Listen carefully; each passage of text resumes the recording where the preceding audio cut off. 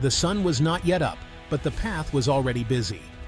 In a small village in Ghana's eastern region, a young girl named Adama, no older than 10, balanced a large yellow container on her head. Her bare feet knew every stone and every thorny patch of the dusty trail. This was her morning routine, a journey she made every single day before she could even think about school.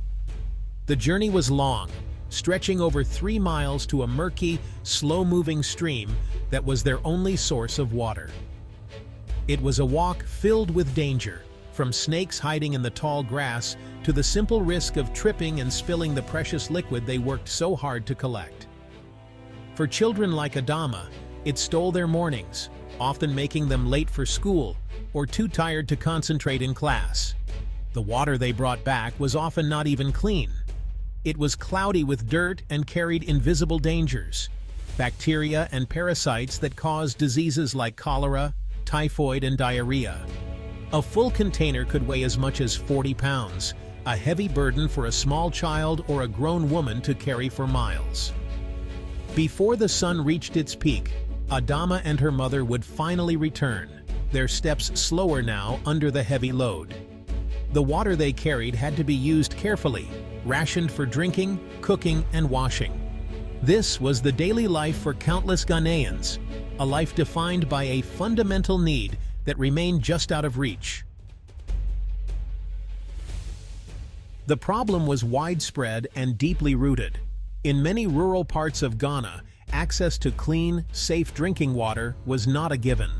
Communities relied on surface water sources like rivers, ponds, and hand-dug pits. These sources were unreliable, often drying up completely during the long dry season. When they did hold water, it was frequently contaminated. Waterborne diseases were rampant, and they were a leading cause of death, especially among children under the age of 5. The government of Ghana was aware of the crisis. They had made efforts over the years to improve water infrastructure, but the scale of the problem was enormous. Many communities were remote and difficult to reach, making it expensive and complicated to lay pipes or build large-scale water treatment facilities. This lack of access to clean water created a powerful cycle of poverty. When people are sick, they cannot work. Families spent what little money they had on medicine to treat preventable illnesses. The burden fell disproportionately on women and girls, who were traditionally responsible for fetching water. Recognizing the urgent need, community leaders and government officials began looking for partners who could help them tackle this challenge head-on. The thirst for change was palpable across the nation. The answer to Ghana's call for help came from an ocean away. In 2015, the government of China stepped forward with a significant pledge. As part of a growing partnership between the two nations, China offered to fund and construct 1,000 boreholes, or wells, across various regions of Ghana. The project was officially known as the China Aid 1,000 Boreholes Project.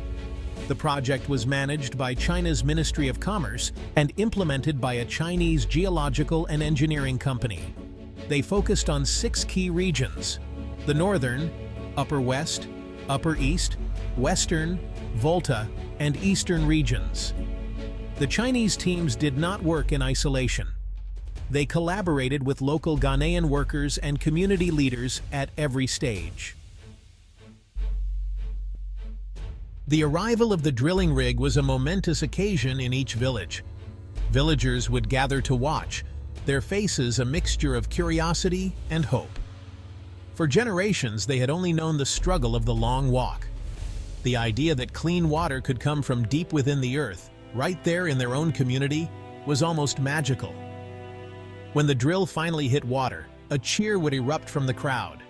It was a moment of pure joy and relief. The engineers would then work to install a casing to protect the borehole from contamination, followed by the installation of a sturdy, bright blue hand pump.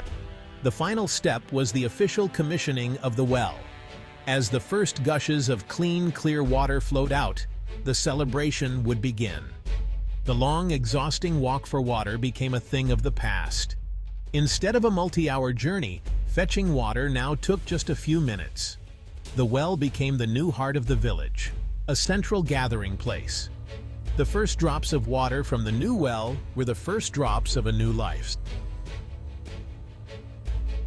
One of the most immediate and dramatic impacts of the new wells was on the health of the communities.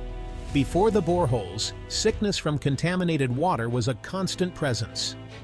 Diseases like diarrhea, cholera, and typhoid were common, especially among the most vulnerable, young children and the elderly. With the arrival of the clean water from the boreholes, this grim picture began to change almost overnight. As families began drinking and cooking with this safe water, the rates of waterborne diseases plummeted.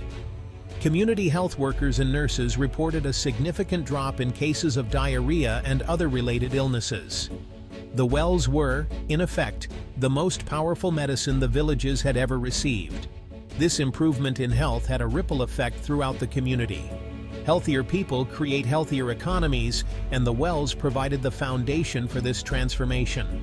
The clean water washed away not just dirt and disease, but also despair.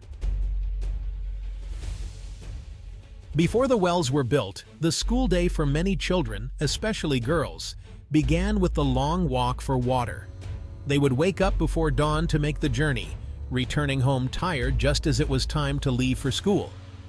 Many arrived at their classrooms late, exhausted before the lessons even began. The installation of the boreholes changed this equation completely. With a well located right in their village, the time it took to fetch water was reduced from hours to mere minutes. Children suddenly had their mornings back. They could wake up at a reasonable hour, have breakfast, and walk to school on time, feeling refreshed and ready to learn. Teachers in the project areas reported a noticeable increase in school enrollment and attendance, particularly among girls. The classrooms began to fill up with students who were once water carriers. This was not just about attendance, it was about performance. Freed from the physical exhaustion of their morning trek, students were more alert and engaged in their lessons. By removing the barrier of water collection, the 1,000 Wells project unlocked the educational potential of an entire generation of Ghanaian children. Let's return to Adama, the young girl we met at the beginning of our story. Her life, like that of so many others, was defined by the yellow water container and the long, dusty path to the stream. Her dream of becoming a nurse felt impossibly far away. Then, everything changed. The Chinese and Ghanaian drilling team arrived in her village. Adama watched with wide-eyed wonder as the giant machine drilled deep into the earth. She was there on the day the first clean water was pumped. With her mornings free, Adama's life was transformed. She was never late for school again. Her grades soared. Her mother, Amma, also found her life changed. The well did more than just provide water. It provided opportunity. Her story is just one of thousands, a personal testament to how a single borehole can create ripples of positive change. China's decision to fund and build 1,000 wells in Ghana was not born out of simple charity. It was a strategic act of foreign policy rooted in a philosophy of mutual development and long-term partnership. This project served as a powerful symbol of that friendship. The project also aligns with China's broader international goals. By financing projects like the 1,000 boreholes, China demonstrates its commitment to the United Nations Sustainable Development Goals. There is also an element of shared history and experience. By building wells, China is providing the infrastructure that allows communities to build healthier and more prosperous futures for themselves. Ultimately, building these wells is an investment in a shared future.